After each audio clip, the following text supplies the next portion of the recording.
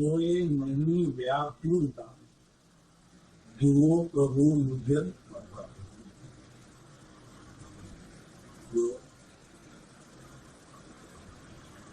જેને કાંઈ કરવું નથી એવા અસંયમી જીવો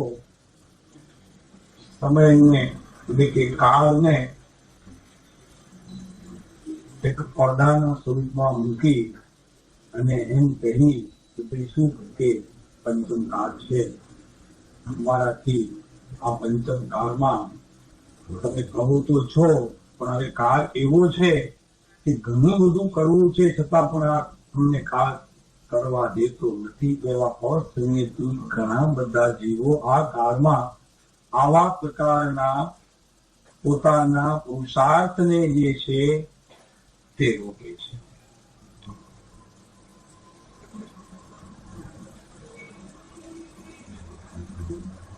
કાળ દોસ્ત કડીથી થયો પણ ખરેખર જ્ઞાની કે છે કે કાળ કોઈને રોકતો નથી. કાળથી જીવ કોઈ પણ અટક્યો હોય મોક્ષ માર્ગમાં એવો એકે દાખલો અનંત પહેલા ચોથા કાળ આવી ગયા છે. આ કઈ નવું નથી. પંચમ કાળ અનંત પહેલા પંચમ કાળ આવી ગયા છે. આ પંચમ કાળ કઈ નવો નથી. થોડા અનંત આવી ગયા અને એ અનંત પાંચમ કાળમાં જેટલો જીવને વૈરાગ્યના નિમિત્તો મળ્યા છે એટલા ચોથા કાળમાં નથી મળ્યા. જેટલા આ પંચમ કાળમાં અનંત પંચમ કાળ ગયા, ઉદ્ગલ પરાવર્તનમાં અનંત કાળ ગયો. પંચમ કાળ પણ જેમ ચોથો ગયો અનંત 24 જેમ થઈ તેમ પંચમ કાળ પણ અનંત ગયો છે. કારણ કે કાળ જે છે એટલે કે સમય જે છે તો અનંત અનંત અનંત અનંત અનંત અનંત અનંત અનંત અનંત અનંત જેનો કોઈ દિવસ પણ અંત નથી એવો સમય તો ચાલે જ આવે છે. હવે એમાં પંચમ કાળ પણ અસંખ્યાત વખત આવી ગયો છે. અને એ અસંખ્યાત સમયકાળમાં પણ આ પંચમ કાળ પણ ઘણી વખત આવી ગયો છે. અને એમાં જીવને વૈરાગ્ય જેટલો પ્રબળપણે વૈરાગ્યની ઉત્પત્તિ થઈ છે એટલો ચોથા કાળમાં નથી થઈ. ચોથા કાળમાં તો એમ ને કે જ્ઞાની છે તીર્થન કરવું વિચરે છે, આપનું કામ થશે. તમને થાય શાસ્ત્રો રહે છે કે ભાઈ તીર્થંકરો વિચરે છે, જ્ઞાની પુરુષો વિચરે છે એટલે અમારું કામ સહેજે થશે. પણ પંચમ કાળમાં તો એવું છે કે આ કાળ જરા પંચમ છે. એ કાળમાં જ્ઞાનીઓ તીર્થંકરનું વિચરવું નથી. તેથી વધુ પુરુષાર્થ જીવને કરવો પડે, એવા જ્ઞાનીની શોધમાં નીકળવું પડે કે એવા કોઈ તો જ્ઞાની મળી જાય તો મારું હું કાર્ય કરી લઉં. પણ જીવ જો કેવા નિમિત્તોથી પોતે માની લે છે કે આ મને અટકાવે. હવે આ પંચમ કાળ છે, કાળ દોષ કડીથી એવું સમજવા જેવી ગાથા છે. આ આટલું એક જ છે. એમાં કૃપાળુ જોઈએ આખો દ્રવ્ય સંગ્રહ અને પંચાસ્તિકાય અને પંચાધ્યાયી આખો એમાં એક આટલું કહેવામાં તો બધું શાસ્ત્ર મૂકી દીધું છે. કોઈને ખ્યાલ નથી આવતો કે કાળ દોસ્ત કડીથી પ્રભુ તો એ નકામા માણસ શોધે છે. કારણ કે કાળ જેવી કોઈ અસ્તિત્વ જ નથી. કાળ છે જ નહીં. કાળનું પોતાનું અસ્તિત્વ જ નથી. એટલે પંચાસ્તિકાય કયા, છ દ્રવ્ય કયા એમાં કાળ આવે ખરો હરીશભાઈ? ના નહીં. છ દ્રવ્ય છે એમાં કાળ છે, ના નહીં. પણ છ દ્રવ્યમાં કાળ પોતે અસ્થિના રૂપમાં ન હોવાથી, અસ્થિ એટલે એની હસ્તી નથી, એ અસ્થિના રૂપમાં ન હોવાથી પંચાસ્તિકાય એટલે પાંચ જ જીવ, અજીવ, ધર્મ, અધર્મ અને આકાશ એ પાંચને જ વધુ પડતી મહત્તા આપી અને એનું જ વર્ણન પંચાસ્તિકાયમાં કુંકુંદાચાર્યે કર્યું છે. એટલે કાળ છે એની ના નહીં, પણ કાળ પોતે પરિણામી નથી. વાત એમ છે. હવે જો પોતે પરિણામી ન હોય તો તમને ક્યાં અટકાવે? વાત સમજાય છે કે મોટો પથ્થર 25 ટનનો રસ્તામાં પડ્યો છે. હવે એ પોતે અપરિણામી છે, એ પોતે કઈ પરિણામ તો કરતો નથી. તમને આવીને સામે વાગતો નથી, તો તમને સામે પાર જવું છે, રસ્તામાં પડ્યો છે અને રસ્તો ક્રોસ કરીને તમારે સામે જવું છે, તો જે જીવ પોતે જીવ નામનો પદાર્થ છે એ પરિણામી છે. તો એ થોડો પોતાની શક્તિ નથી એને ખસેડવાની, તો શું કરે જીવ કે થોડો રસ્તો આગળ જઈ અને ક્રોસ કરી અને પાછું પાર થઈ જાય. તો આ પંચમ કાળ છે કે આ પ્રકારે પાર કરવાનો છે. જીવને એ કાળ જે છે તે રોકતો એટલા માટે નથી કે એ અસ્થિના રૂપમાં નથી, એની કોઈ અસ્થિ નથી. તો પ્રશ્ન થાય કે ભાઈ અસ્થિ નથી એમ કહો તો પછી એને ધ્વજના રૂપમાં કેવી રીતે લીધો? જો ભાઈ વાત જરા જૂની છે બાપુ, સમજવા જેવી છે, છતાં પણ સમજવા જેવી છે. વાત જરા તત્વની સૂક્ષ્માઓ છે. કાળ બે પ્રકારના કયા, એક તો નિશ્ચય કાળ કયો, બીજો વ્યવહાર કાળ. કરે છે ને જે બાના આ પંચમ કાળમાં શું થાય પ્રભુ? ગુરુ મળતા નથી, એમાં કોઈ જ્ઞાની બનતા નથી, તીર્થંકરનો યોગ નથી, અને તારે કરવું નથી બાપુ, એટલે તું બાના કાઢે. કાળ કોઈને કોઈ દી નડ્યો નથી, કારણ કે એ અપરિણામી છે, તું પરિણામી છે. સમજાય છે બાપુ? કાળ જે છે એ પોતે અપરિણામી છે અને તું પરિણામી છે. તું પરિણામી કેટલા? જીવ. તો અપરિણામી જે કાળ છે એ તું પરિણામી છે, તો એ તને ક્યાં નડે છે? તું ક્રોસ કરીને જતો રહે કે તારામાં શક્તિ છે, તું પરિણામી છે, જતો રહે છે.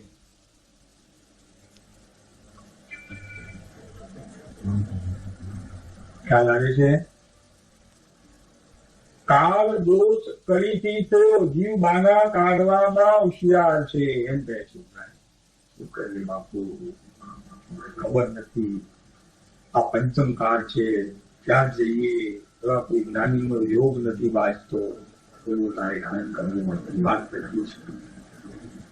કાળ જે છે તે અપરિણામી છે અને તું પરિણામી છો.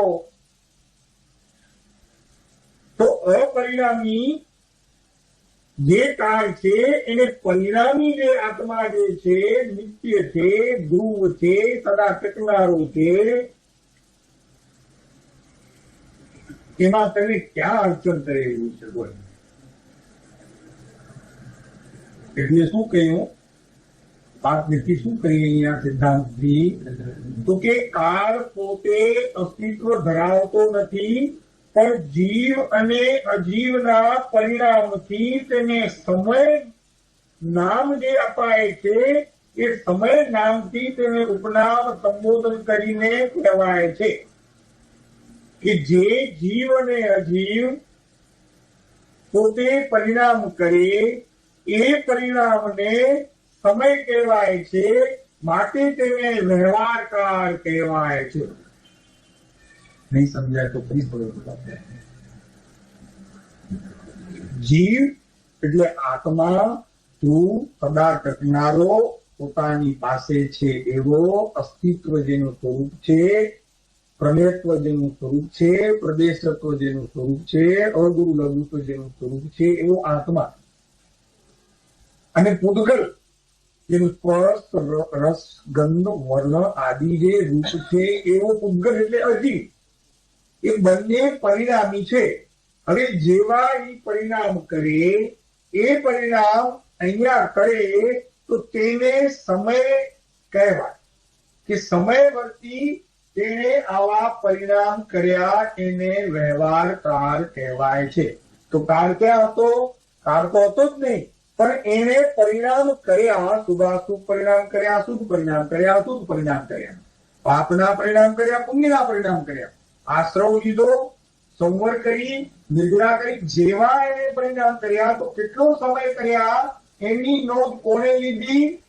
તો કે એ કાળે લીધી. એવી રીતે લીધી તો કે એને કર્યા માટે લીધી. એને જો ન કર્યા હોત તો કાળ કાંઈ કરતો નથી.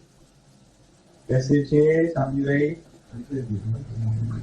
એવું બેસે. આના ઉપરથી મીઠી થઈ જાય છે કે જીવ જો કેવા બહાના કરે છે કે હું કરું ઘણું છે, એ શું ફરી પાછું તો કે એના ઉપર આરોપ આવે છે. આરોપી કથન છે.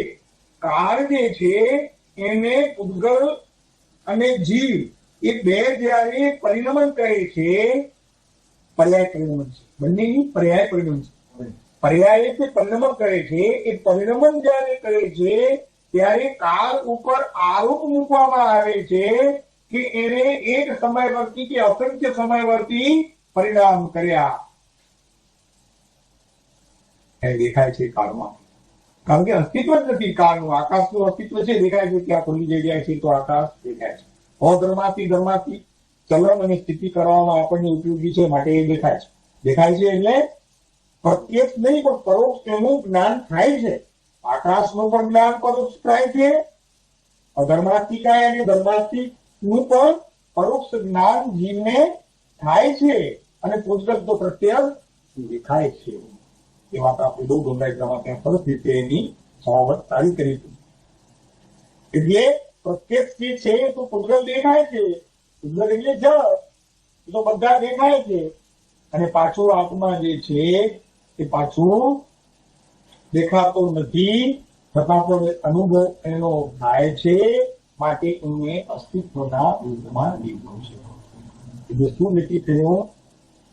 તો કે જે જીવ અને અજીવ એક સમયવર્તી એના જે પરિણામ કરે એ પરિણામની જે નોંધ લે પછી એ એક સમયની હોય કે અસંખ્યાત સમયની હોય એને કાળ કહીએ. હવે તમે જો પરિણામ જ ન કરો તો કાળ શું કરવાનો? પથ્થર સામે પડ્યો છે, હવે શું થાય? ભાઈ આ 25 ટનનો છે, મારે જવું છે, રસ્તાની વચમાં પડ્યો છે.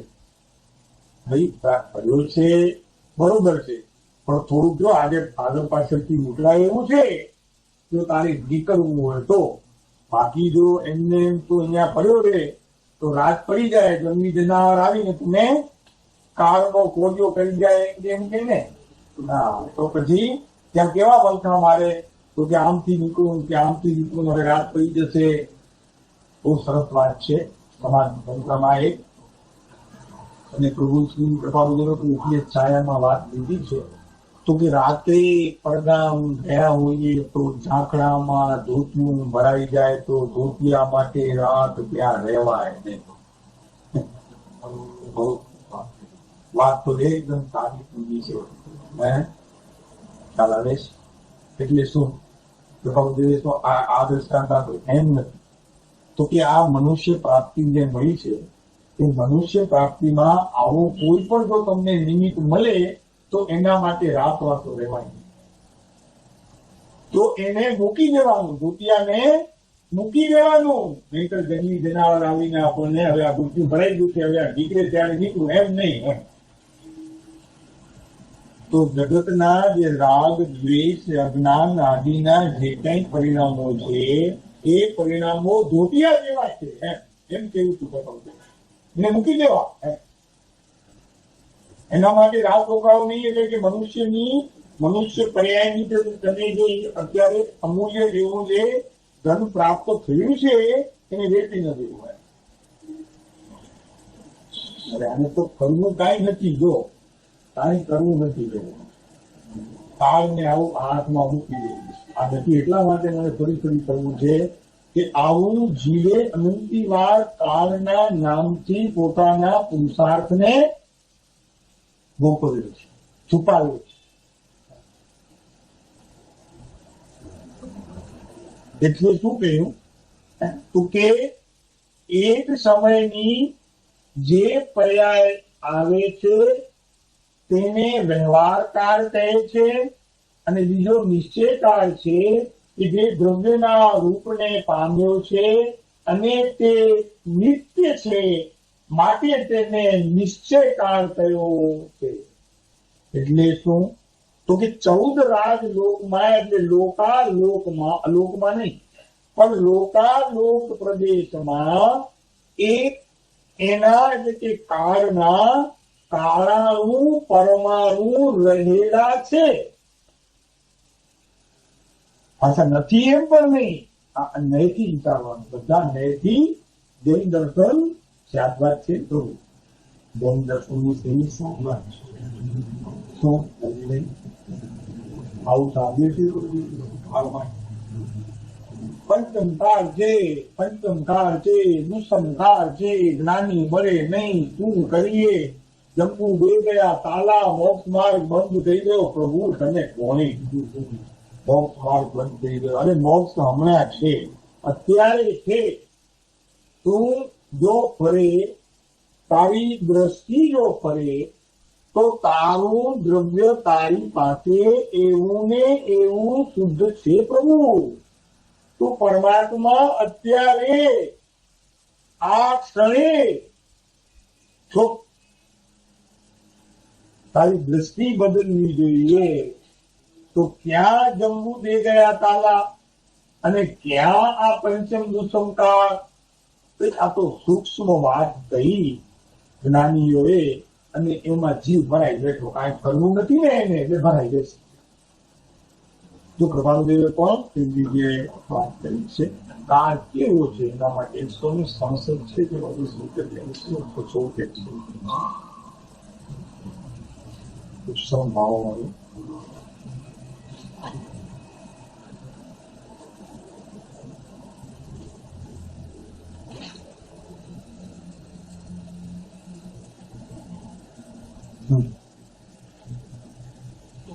વૈદાંતિક તો આ કાળમાં સર્વથા સર્વકર્મથી મુકાવવા માટે જણાવે છે.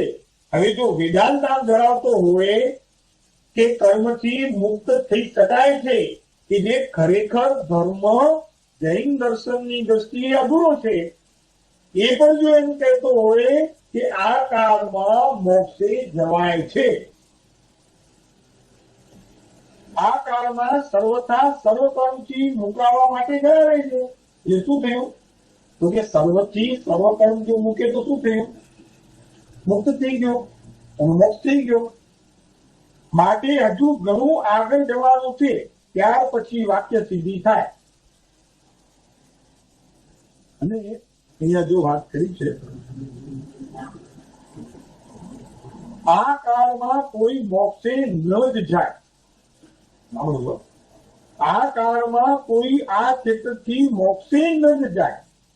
ત્રીજો, આ કાળમાં કોઈ આ કાળમાં જન્મેલો આ ક્ષેત્રથી મોક્ષે ન જાય. આ કાળમાં કોઈ આ કાળમાં જન્મેલો સર્વથા ન મુકાય. આ કાળમાં કોઈ આ કાળમાં જન્મેલો સર્વકર્મથી સર્વથા ન મુકાય. હવે એ ઉપર સહજ વિચાર કરીએ. પ્રથમ એક માણસ બોલ્યો કે આ કાળમાં કોઈ મોક્ષે ન જાય. એવું એ વાક્ય નીકળ્યું કે શંકા થઈ, આ કાળમાં શું મારી જેથી મોક્ષ ન જાય? તો કાળ કઈ જુદો છે? ત્યાં મારી જે ક્ષેત્રમાં 14 રાજલોકમાં તો કાળ આવી ગયું. સમજાવો હવે? હે 14 રાજલોકથી કઈ મારી જે ક્ષેત્ર જુદો નથી. તો આ કાળમાં મોક્ષ ન જાય એમ જે જૈન દર્શનની શૈલી કહે છે તે અપેક્ષાથી છે. અને એ અપેક્ષા જો બરોબર ન સમજીએ તો પુરુષાર્થ થાય નહીં, પુરુષાર્થમાં હજી પાછું પડી જાય. પણ આ મારું જે ક્ષેત્ર જે છે એ 14 રાજલોકમાં જ છે, અને પાછા તે આપણા બરોબર લેવલમાં છે. આપણે તો મધ્યમાં છીએ અને મારી જે ક્ષેત્ર પણ મધ્યમાં છે. તો આ કાળથી મોક્ષ થયો કે નહીં? હરીભાઈ નક્કી થઈ કે સિદ્ધ વાત થઈ ગઈ. ચોખ્ખું ગયું છે તો કે આ કાળમાં શું મારી જેથી મોક્ષ ન જ જાય? ત્યાંથી તો જાય. ભરત ક્ષેત્રની વાત કરીએ તો ભરત ક્ષેત્રમાં વાત કરીએ તો અપેક્ષા ત્યાંથી પણ મોક્ષ જાય છે.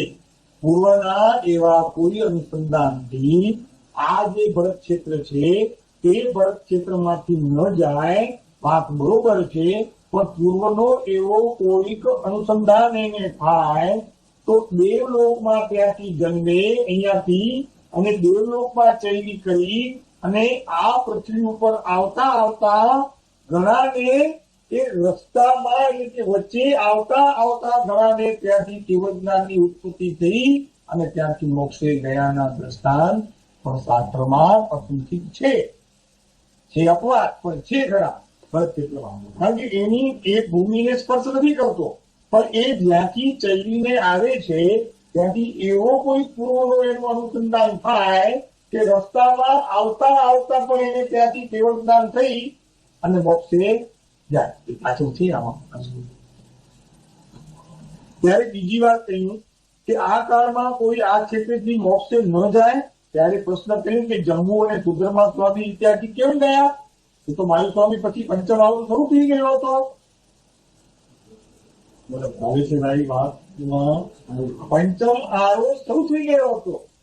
22 સ્વામી પછી કંઈક થોડોક સમય કંઈક 6 મહિના અને કંઈક 8 દરમિયાન કંઈક સમય હતો એ સમય તો પૂરો થઈ ગયો અને પછી સુધર્મા સ્વામી અને જમ્બુ સ્વામી તો એ પછી મોક્ષે ગયા છે. ગૌતમ સ્વામીની પાટાનું પાટે તો એ પંચમકાર હતો. તો ત્યાં કેમ થયું હશે?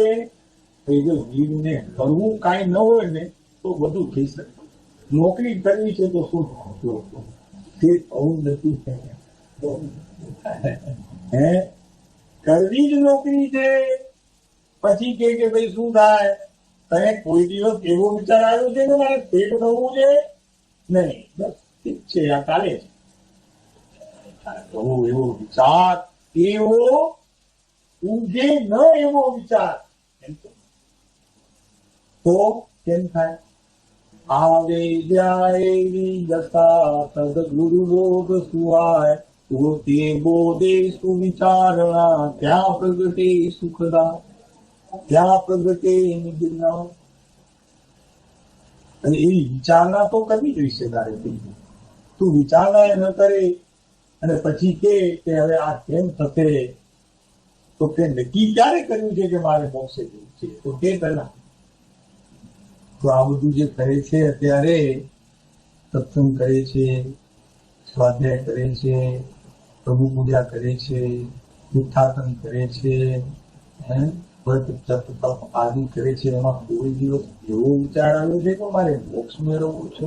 નક્કી છે પેલા તો એ તો વિચાર તો કોઈ દિવસ કર વિચાર તો એ વિચાર કોઈ દિવસ કરે છે પોતાના આત્માને પૂછવું પ્રભુ તો ભાઈ આટલું કરવાથી પહેલા મેં એમ કોઈ દિવસ વિચાર્યું છે કે મારે આ બધું કરીને કરવું છે શું?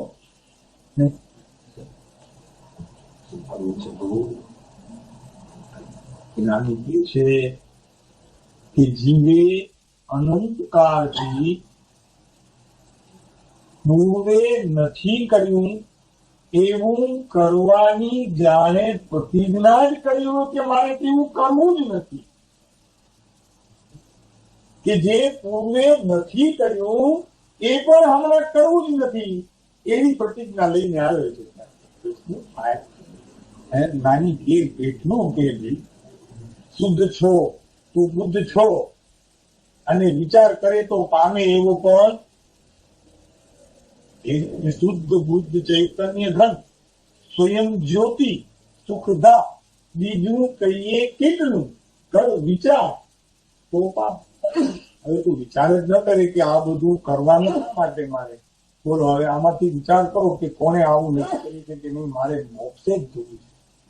આ બધું ક્રિયા જે કઈ હું કરું છું એમાં મોક્ષ સિવાય મારે બીજી કોઈ અભ્યાસા નથી એવું નક્કી કર્યું છે. કૃષ્ણભાઈ 10-12 વર્ષના આ સત્સંગમાં પણ એવો એક સમય આવ્યો છે કે મારે મોક્ષ સિવાય બીજી કોઈ સ્પૃહા નથી. શું થાય? પછી કે કરમ બુંદા. અરે બાપુ તું બેસ ને, કરમ તારું કાંઈ બગાડ્યું? કરમ શું બગાડે તારું? તારા ઠેકાણા ન હોય તો નોકર ખાઈ જાય. એમાં શું નવું છે? પણ દુકાને તું નોકરને બેસાડે અને આખો દિવસ તું બાર ફોડ કર્યા કરે, ગામના ચોટિયા કર્યા કરે તો દિવાળો કાઢવાનો, એમાં નવું શું છે? બહુ ફરો છો, ખ્યાલ રાખજો. દુકાને એમ કે ને કે બહુ ફરફર કરો છો, પછી ખ્યાલ રાખજો દુકાને માણસ ની બેસાડો છો. હા, તો આ અહીંયા જે દુકાન માંડી છે એ દુકાનની કોઈ દિવસ પૂછા કરી છે બાપુ? કે ક્યારે ખોલો છો, એને ક્યારે બંધ કરો છો,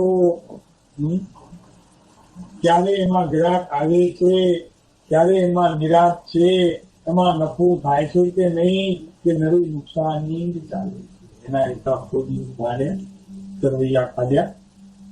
અને બાપુ 1 કલાકનો સરવૈયો કાઢો તો પણ ખબર પડે એવી છે 1 કલાકનો, કે ભાઈ આ જે 1 કલાક અહીંયા બેઠે બેઠે ગયો તે 1 કલાકમાં શું કર્યું તો પણ અંદરથી જવાબ મળે એવું છે. કારણ કે અંદર બેઠો છે ને મારો નાથ, એટલે શું 1 કલાકમાં તે વિભાવ ભાવમાં આટલો સમય ગાળ્યો, આટલો સમય તે શુદ્ધ ભાવમાં ગાળ્યો, અને આટલો સમય કોઈની નિંદા કરવામાં અંદર એવી વિચારણા કરી કે આને કાલે ભલે તો આ મારી જરૂર વાત કહી છે, કાલે કહી ગયો તો રહી ગઈ હતી, હવે કેવી છે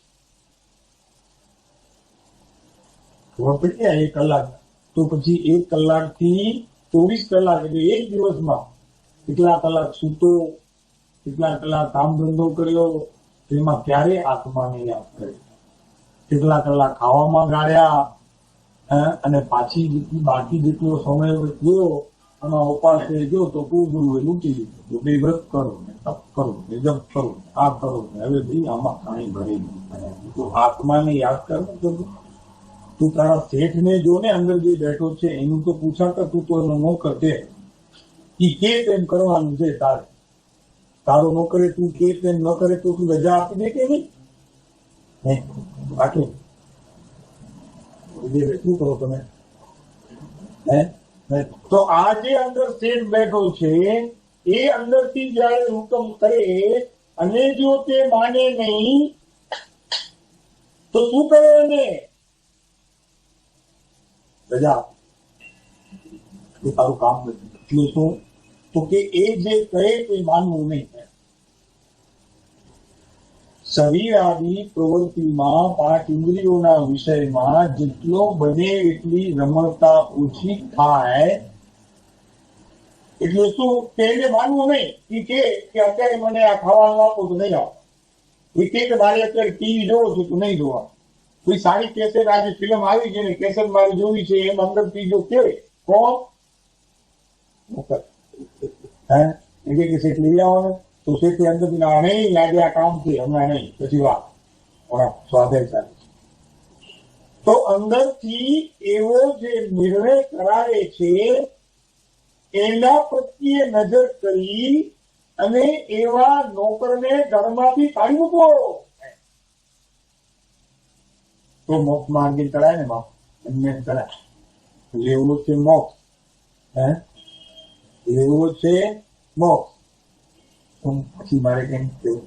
લેવો છે મોક્ષ, જવું છે સિદ્ધપુરીમાં અને કરવા છે ધંધા નરકી જવાના, કુટુંબમાં જવાના, નિગોદમાં જવાના. પછી આવે છે આજ ગાથામાં આવે નહીં મર્યાદા ધર્મ જે છે ને એમાં આવે છે.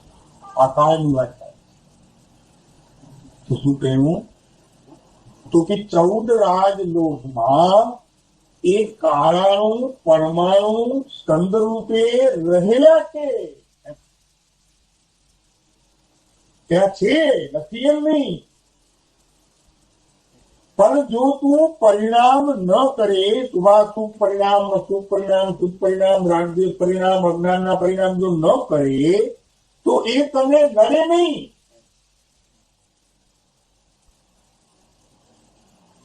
તો એને દ્રવ્યના રૂપમાં હોવાથી, નિત્ય હોવાથી ત્યાં એને નિશ્ચયકાળ કહ્યું છે. અને વ્યવહારકાળ તેને કહે છે કે જે એક સમયને જણાવી અને જે અનિત્ય છે તેને વ્યવહારકાળ કહે છે. આ બે વસ્તુ અલગ છે. કાળની જે વાત આવે કે આ વ્યવહાર બહુ ખ્યાલ રાખવાની. શું તો કે જે નિશ્ચયકાળ છે તે દ્રવ્ય હોવાથી નિત્ય છે, અને જે વ્યવહારકાળ છે તે એક સમયની અવસ્થા હોવાથી અનિત્ય.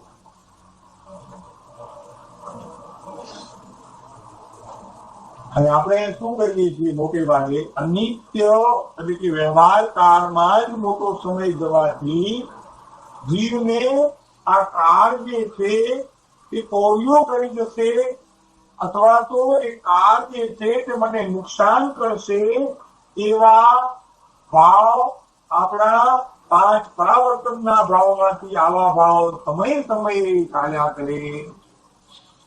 ચિત્રના ભાવ, કાળના ભાવ, ચિત્ર, કાળ, પછી ભાવ, ભવ અને 5 પ્રકારના ભાવ છે ને પરાવર્તનના ભાવ. ચિત્ર, કાળ, ભાવ, ભવ અને એક હજી થઈ ગયું. એ 5 પ્રકારના ભાવ છે. એ 5 પ્રકારના ભાવ જીવ સમય સમયે તેમાં તૈયાર કરીએ છીએ. ચિત્ર જે હોય ત્યારે તેમાં સમજે કે આ સમય છે. પછી જેવું ક્ષેત્ર, દ્રવ્ય ક્ષેત્ર, કાળ, ભાવ અને ભાવ, આ 5 પ્રકારના છે. એટલે આ 5 પરાવર્તનમાં જીવ સમય સમયે પોતાના વિભાવને સ્વભાવમાં તો નહીં પણ વિભાવને સમય સમયે તે પોતાને ત્યાં રોકી રાખે છે, અને જેથી કરીને પોતામાં રહેલો એવો જે આત્મ સ્વભાવ એના તરફ દૃષ્ટિ શું થયું? તો કે આ જે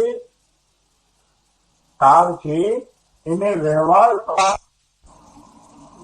અને નિશ્ચય કાળ, આ જે 2 વર્ગ છે એ 85 કાળમાં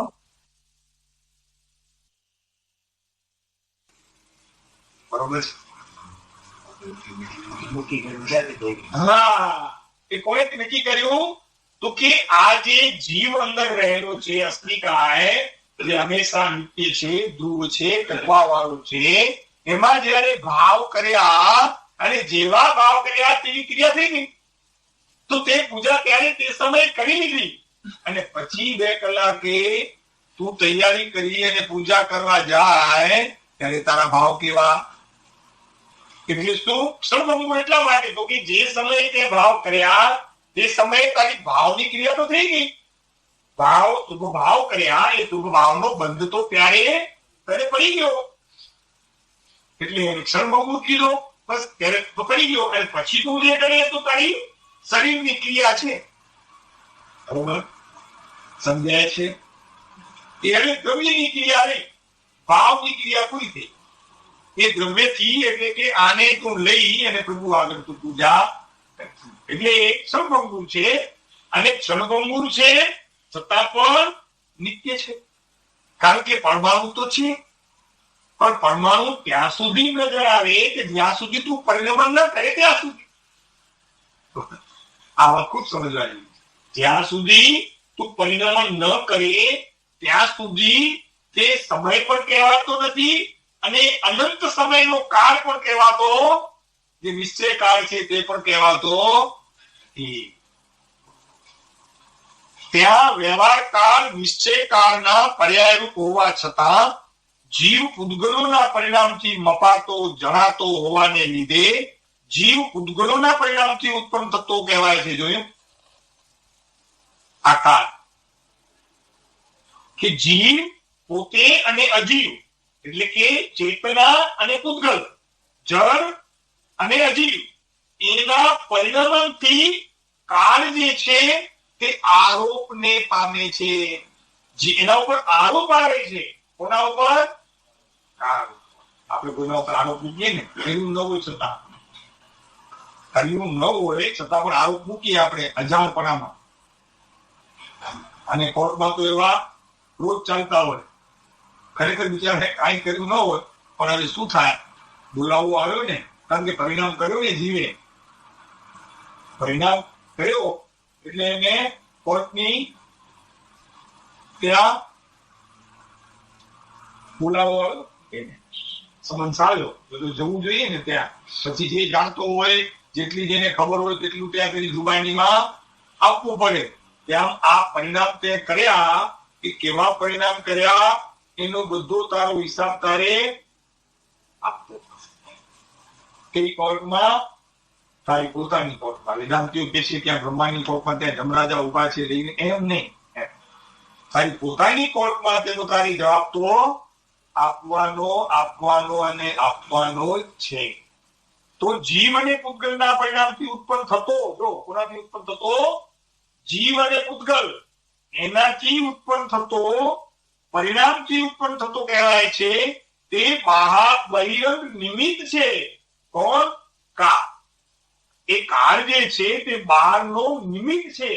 એટલે દ્રવ્ય કાળના સદભાવમાં ઉત્પન્ન થતા હોવાને લીધે, એટલે કે એ એક સમયની પોતાની જે પરિણામની અવસ્થા છે એમાં એ કાળના પરમાણુ જે છે, કાળાણુ જે છે, એ એક સમયમાં પોતાની જે પરિણામની શક્તિ છે એમાં નિમિત્ત માત્ર પામે છે, અને જેથી એને સમય કહેવામાં, જેથી એને કાળ કહેવામાં.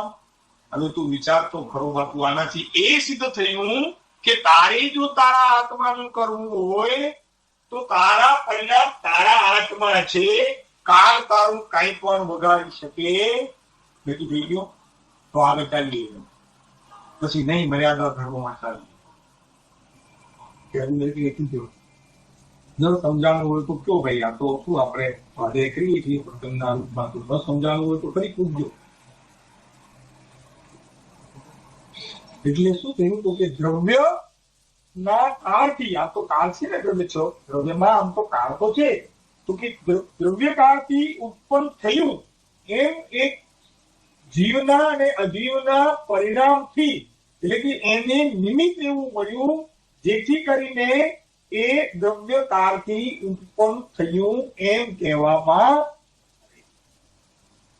જો તમે શાંત બેસી જાઓ, તમે કાંઈ પણ જો પરિણામ ન કરો તો ખબર પડે કે આ શું કરે છે, અમારો આવીને શું બોલાવે છે. વિચારો તો ખરા જ ના. ધર્મ ધ્યાનમાં આર્દ્ર અને રૌદ્ર ધ્યાનથી મુક્ત થઈ ધર્મ ધ્યાનમાં પ્રવેશ કરી અને એ ધર્મ ધ્યાનમાં પોતાના આત્માનું અનુસંધાન સમય જો કરે અને એ સમયે જો પોતાના આત્માના અનુસંધાન પ્રત્યે પોતાના સ્વરૂપનું પ્રતિ સમય નિરીક્ષણ કરે અને દ્રવ્ય દ્રષ્ટિ પોતાની જે અત્યારે બહાર છે તે અંદરમાં નિરખવાનો જો પુરુષાર્થ કરે તો ખબર પડે કે કાળ મને કેવો હેરાન કરે છે. કાંઈ નુકસાન કરે નહીં. ઉલટાનો એ કાળના સમયમાં તમે અવકાશમાં, એટલે કે એક એનું જે અવકાશ જે છે, એક અસ્થિકાય અવકાશ છે, એ અવકાશમાં ઉલટું તમે એનું ચોરી કરી અને લઈ લીધું છે. પણ એ તમારું કઈ બગાડે નહીં, તમે લઈ લીધું છે. કારણ કે એ તારાનું પરમાણુ જે છે એ નિમિત્ત પામી. તમે 1 કલાક બેઠા, 5 કલાક બેઠા, 10 કલાક બેઠા, ઉલટાનું તમે એની ચોરી કરી, પણ એ તમારું કાંઈ બગાડ્યું નહીં બિચારા. એટલે અહીંયા વિચાર્યું કહ્યું, કાળને વિચાર.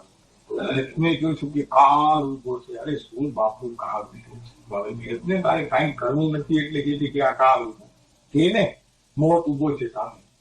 અત્યારે બેઠા છીએ અને કોઈ સિંહ આવી અને મોઢું ફાડે તો આપણને થાય કે મારી સામે આ કાળ ઉભી ગયો. કાળ લાગે. ઘરમાં બેઠા હોય એનું હમણાં બન્યું ને ઓલું પ્રસંગ, તો બધા બિચારા 40, 42, 44 એમ કે આ કાળ આવી ગયો. બરોબર ને? કાળે શું કર્યું બિચારા? બોલો, કાળે કાંઈ કર્યું તું? હવે એ જીવની જે પ્રમાણેની પોતાના ઉદ્ગલની અને પોતાના પર્યાયની જે પ્રમાણે વ્યવસ્થા કર્મના નિમિત્તથી હશે તે પ્રકારે તેમનું મૃત્યુ થઈને રહ્યું. એમાં કાળ બિચારાએ શું કર્યું? અરે ઉલટાનું તમે કાળનું ઘણું બધું ચોરી અને એને તમે આરોપ આપો છો કે કાળે મને આવી રીતે કર્યું, આ સમય ન હોત તો મારું નામ બોલત નહીં. હમણાં જો ગોકુલભાઈ ના આવત ને તો તો મારું કામ થઈ જાય. અરે બાપુ, તારું કામ જો થવાનું હોત તો પોપટભાઈ આવત તો પણ થાત, અને ના આવત તો પણ થાત. જ્ઞાની મળત તો પણ થાત, અને ન મળત તો પણ. તીર્થંકરના કાળમાં પણ તું જો જન્મ્યો અને તારું જો કાંઈ થયું નહીં, તો પછી આ કાળમાં તું કઈ અપેક્ષાએ તારા પુરુષાર્થને રોકે છે? નથી વિચાર. એક સમય એને વિચારવાનું આવું મળતું નથી. ક્યાં એને કરવું છે? કઈ કરવું હોય તો એને બધું આ સુજે ને. તે સિવાય નક્કી તો કરો એટલું કે હું આત્મા છું, અત્યારે મુક્ત અવસ્થામાં છું, સિદ્ધ સ્વરૂપ છું, બંધાયેલો નથી, અબદ્ધ છું, સદાય મુક્ત છું, મુક્ત મહેલમાં બેસનારો એવો નિજાનંદ છું. અત્યારે તને મોક્ષ નથી બાપુ. તારું દ્રવ્ય તને અત્યારે મોક્ષ અપાડે એવું છે. તું બંધાયેલો જ નથી. તું માને બંધાયેલો તો માને. તારી માન્યતામાં જો તું બંધાયેલો માને તો બંધાયેલો, તારી માન્યતામાં તું છૂટો માને તો છૂટો. આ તો માન્યતાની વાત છે. તને કોઈએ અત્યારે બાંધી રાખ્યો નથી. માન્યતામાં ખાલી આ બંધાયેલો છો અને છૂટો છે, બધું માન્યતામાં છે. માન્યતા ફરી, દ્રષ્ટિ બદલી, પ્રકાશ થયો, અંધકાર ગયો, સુખની પ્રાપ્તિ થઈ. સુખ ગયું, અનંત સુખમાં વિરાજમાન એવા સિદ્ધો હતા ત્યાં એ પ્રકારનું જેમને સુખ, તે પ્રકારનું અહીંયા સુખ. હવે આમાં બીજું દ્રવ્ય કર્યું શું? ઉલટાનું તમે એનું ચોરીને લ્યો છો. અધર્માથી કાયનું ચોરીને લ્યો છો, ધર્માથી કાયનું ચોરીને લ્યો છો, અરે આકાશનું તમે ચોરીને લ્યો છો. બહુ સરસ વાત કરી છે તો કે અમે આ દ્રવ્યોનું ઘણું બધું ચોરી લીધેલું છે, એ એમને પાછા આપી અને મુક્ત થઈશું ત્યારે એમને પૂર્ણ સંતોષ થશે.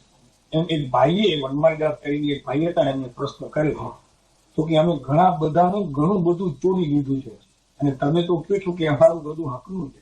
બાપુ એમ ન હોય. એમ ન હોય. જ્ઞાનીની વાતમાં સત્યાર્થ હોય અને અજ્ઞાનીની વાણી અભૂતાર, એમાં સત્ય હોય. તમે કહો કે આ તો મારું હકનું છે, એમ કહો ને. એક બાપના બે દીકરા હોય, પછી છૂટા થતા હોય તો કે આ તો મારો હક છે, બાપાની મિલકત મેળવવાનો મારો જન્મસિદ્ધ શું છે? તારો ખબર નથી બાપુ. તને જન્મસિદ્ધ હક તો તારો સુખમાં, અનંત સુખમાં બિરાજે એવું શાશ્વત સુખ, પરમ સુખ, અનંત સુખ. શું છે? એવું અતિન્દ્રિય સુખ, એવું તારું સુખ તને પ્રાપ્ત છે. એ તારો સ્વભાવ છે. આ તો બધા વિભાવ, આ તો બધું રાગના કારણો છે. શું તારો જન્મ સિદ્ધાંત છે? લોકમાન્ય તિલકે કેવું કે મારો જન્મ સિદ્ધાંત શું? તો કે સ્વરાજ્ય મેળવવું એ મારો જન્મ સિદ્ધાંત છે. તો તમે બધા કહો કે મારે સ્વરાજ્ય મેળવવું એ મારો જન્મ સિદ્ધાંત છે. સ્વનું રાજ્ય, પોતાનું રાજ્ય જે પોતાની પાસે છે અને હમણાં ભ્રાંતિથી ઘેરાઈ ગયો છે, એવું જે મારું રાજ્ય, જે ચોરોએ એના ઉપર કબજો કરી લીધો છે, રાગ, દ્વેષ, અજ્ઞાન, ક્રોધ, માન, માયા, લોભ ઇત્યાદિ જે કઈ ભાવ, એ બધો એના ઉપર કબજો જમાવીને બેસી ગયા છે, એવું જે મારું રાજ્ય છે, સ્વ મારું, એ મારું ગમતી દક્ષ છે. એમ કામ જો તો દ્રષ્ટાંત છે સ્વરાજ્યનો, પણ આપણે તો એમ લેવું ને, થવું લેવું આપણને આપણું રાજ્ય. હે હમણાં પરરાજમાં બધું તમે ભોગવો છો. હમણાં જે બધું ભોગવો છો એ બધું પરરાજ્ય છે. તો પરરાજ્યના પ્રધાન કેટલા દિવસ બીજી ઇલેક્શન થાય નહીં ત્યાં. પણ ત્યાં તો ઇલેક્શન નથી, તારું પોતાનું રાજ્ય છે. બાપુ ભોગવને તને ભોગવતા આવવું જોઈએ.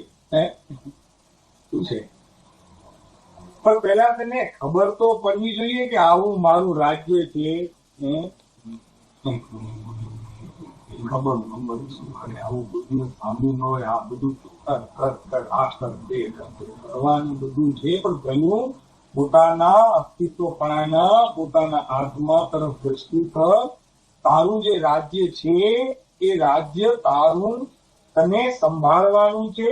આજે નહીં તો કાલે, કાલે નહીં તો પરમ દિવસે નહીં તો 100 વર્ષે, 200 વર્ષે. કૃપાળુદેવ કહ્યું છે કે આજે નહીં તો કાલે, પણ અનંત કાળમાં પણ તે જ કરવાનું છે. શું કરવાનું છે? તો કે અમે જે કહીએ છીએ તે જ કરવાનું. આ રાજ્ય મેળવવા માટે પુરુષાર્થ કરો, અને એમાં તમને જો કાળ નડતો હોય તો આમાં નડવો જોઈએ. પરરાજ્યની ભોગવટમાં, પરરાજ્યનું હમણાં જે તમે ભોગવો છો એમાં કાળ નડે છે કે નહીં? અને જો કાળ નડે છે તો તેને હટાવવા માટે પુરુષાર્થ પણ કરો છો કે નહીં? નથી કરતા. નાક પાડો, ખબર પડે. એક તો આંગળી ઊંચી કરો તો હું પકડું આંગળી. કે પરરાજ્યમાં પોતાની સત્તા પ્રવર્તવામાં જે કઈ મુશ્કેલીઓ આડખીલી આવે છે તે તમે કાઢવા માટે પુરુષાર્થ કરો છો ને બાપુ?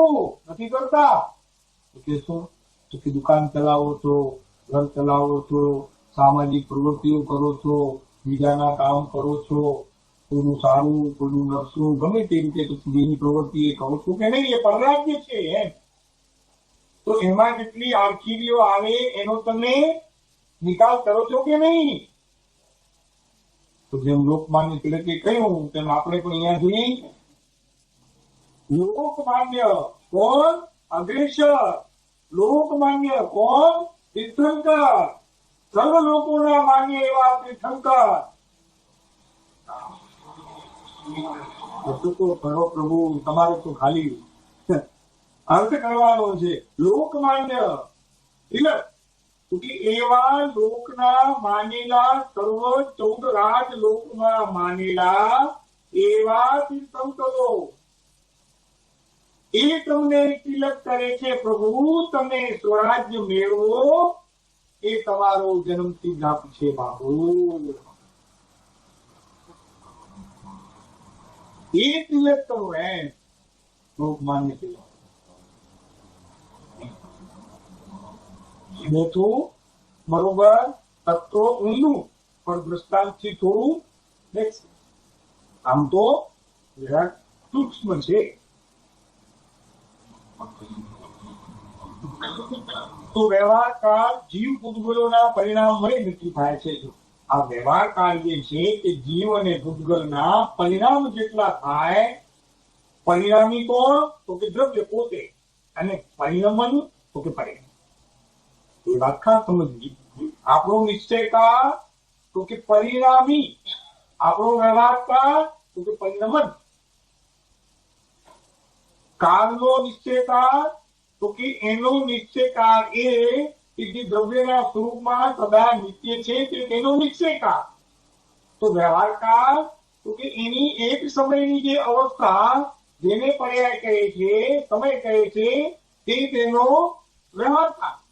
તો દ્રવ્યનું, પોતાના દ્રવ્યનું, જીવનું, આત્માનું, તો કે એ આત્માનું ધ્રુવ તરફ દ્રષ્ટિ સદા રહે એ એનો પરિણામી. અને જે એક સમયની અવસ્થામાં પ્રતિ સમય નિરખે અને એમાં જ રમણતા કરે તે પંચાક્ષર, એ અનિત્ય. બરોબર છે? વાત બેસે છે. જરા બહેનોને થોડું ઓછું સમજાશે, પણ આ કાળ જે છે એ કાળના બાના લઈને જીવે અનંતી વાર, એક વાર નહીં, અનંતી વાર આવા બધા બાના કાઢી અને જીવના પુરુષાર્થને ભોગવ્યો છે એમ જાણીતી છે. અને નિશ્ચય કાળ જીવ પૂતગલોના પરિણામથી અન્યથા અનુપપતિ વડે, એટલે કે અર્થાત જીવ અને પૂતગલોના પરિણામ બીજી રીતે નહીં બની શકતા હોવાથી કોઈ રીતે પણ કાળ તેને પરિણમાવતો નથી. માટે એ વાત નક્કી થઈ ગઈ કે આ જીવને જો કંઈ કરવું હોય તેમાં કાળ તમને આડો આવી શકે નહીં. એટલા માટે તો આજો ગાથા એટલી સરસ કહી છે, કાલો પરિણામ ભવ પરિણામો દ્રવ્ય કાલ સંબુદો ઓહમ એસ સહાવો કાલો અણભંગુરો નિયદો ક્ષણભંગુરો નિયદો. ક્ષણભંગુર એ ક્ષણિક સમયવર્તી પોતાની જે પર્યાય છે એ જે ક્ષણભંગુર જે છે, તેવી રીતે આ કાળ પણ પોતે કાળમાં રહેલો છતાં પણ ક્ષણભંગુર છે. જે તમને હેરાન કરે બેઠી છે એની ગુજરાતી એ રીતે છે કે પરિણામ ભવ છે કાળ કાળ પદાર્થ ભવ પરિણામ છે. આ છે સ્વભાવો ઉભયના ક્ષણભંગીને ધ્રુવકાળ છે.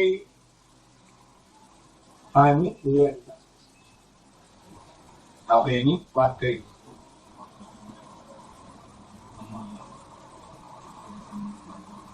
ઘણું બધું કેવું છે. હવે આમાં કઈ કાળની વાત આપણે જો બધું લેવા જઈએ તો મારા ખ્યાલથી 6-7 શનિવાર તો આ કાળ માટે જાય. 3 ગાથામાં એટલું બધું કેવું છે, 100, 102, 103, 103, 85 ગાય એટલી બધી વાત કાળ માટે કરી છે કે જેટલું જેટલું વિચારો તેટલું અંદરથી ઉલટું જાય. અને 24, 25 અને 26 ગાથામાં પણ કાળ જે છે એ કેવો છે એની વાત પણ જરાક જોઈ લઈએ. આપણે એ પ્રકારે કરી છે.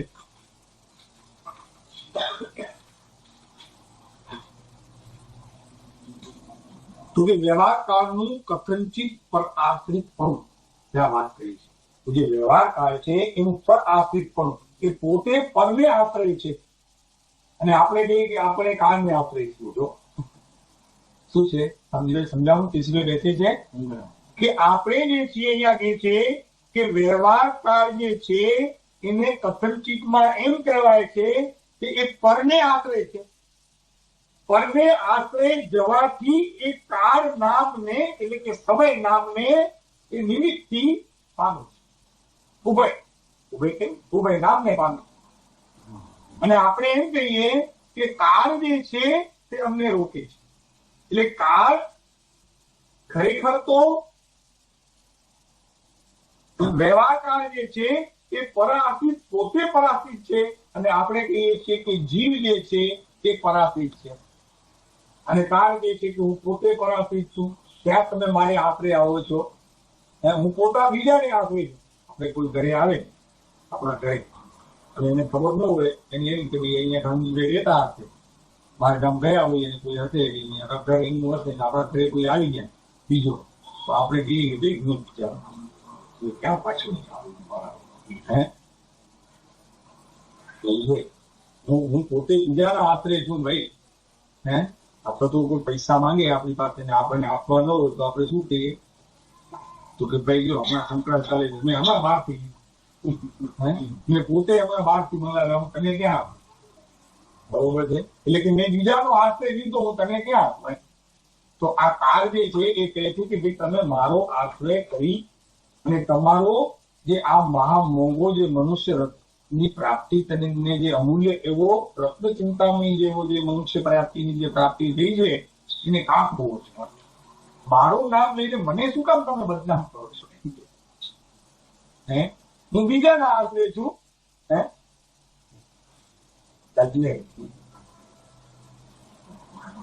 કહીએ છીએ કે મોટે ભાગે એવું આપણે જો એટલે એ તો કાળની અપેક્ષા એ વાત તો બહુ મોટી લીધી છે. તો કે આ કાળ છે પંચમ કાળ છે ને નથી થતો મારાથી એ તો બહુ હજી મોટી વાત છે. પણ અહીંયાથી ઉભા થશું ને અને કોઈ કહે કે ભાઈ હવે અડધો કલાક જરાક આવો ને થોડી જલ્દી 1-2 વાત જરાક રહી ગઈ છે સ્વાધ્યાયમાં અડધો કલાક થોડીક વાત કરીએ તો પણ આમ જોઈએ બીજાને એક સમય આપે છે. શું આપે છે? સમય હે કોઈ તો હજી પુરુષાર્થની વાત મોક્ષ માર્ગની તો હજી છેટી રહી લાંબે રહી. પણ અહીંયાથી 1 કલાકના સ્વાધ્યાય પછી પણ અત્યારે મગજમાં ઘણા ગુમતા હશે કે ભાઈ કાલે મારે શું કરવું, હે કાલે મારે ક્યાં ક્યાં જવું છે, કોને કોને મળવું છે, એની કેવી બધી આ ધંધાની બધી આ જોગવાઈઓ કરવી છે, એ બધું ચાલતું હશે. એ સમજ શું છે, વ્યવહાર કાળ છે કે નહીં? બીજું તો જવા દો, મોક્ષ માર્ગની વાત તો બહુ છેટે રહી જાય. અને પછી બીજું કહે છે કે વ્યવહાર કાળના કથનચિત પરાશ્રિતપણા વિશે. વ્યવહાર કાળના કથનચિત એટલે ખાલી કહેવા પૂરતા. કથનચિત એટલે શું છે? નહીં, હકીકત નથી, સત્યાર્થ નથી, અભૂતાર્થ છે, ભૂતાર્થ નથી. એટલે ખાલી કથનમાં એમ કહેવામાં આવે છે એ પરાશ્રિત પણ જે પરના આશ્રય છે અને એની જે સત્ય યુક્તિ બતાવી છે કે ખરેખર તેવું છે નહીં. આપણે જોઈ ગયા કે ખરેખર એવું છે નહીં. સત્ય યુક્તિ બતાવી ત્યાં. યુક્તિ એટલે એક પ્રકારની ચાવી. તો કે ભાઈ સત્ય તો આ છે, એ જે બતાવ્યું તે પ્રકારે આપણે વાત અહીંયા જોઈ. હવે અહીંયા છે જે કેવું છે તો કે કાળ દોષ કહીથી થયો સમજ્યા અને નહીં મર્યાદા. હવે ભાઈ શું તો કે આ જે ધર્મ જે છે એ ધર્મ હજી હું સમજો. એ બોધિ દુર્લભ ભાવના દ્વાદશાંગીમાં જે છે તે બોધિ દુર્લભ ભાવનાને આ વાત બરોબર આપણે મેળવીએ તો આપણને ખ્યાલ આવે કે આ જીવે બોધ સાંભળ્યો છે પણ બોધિ પામ્યો.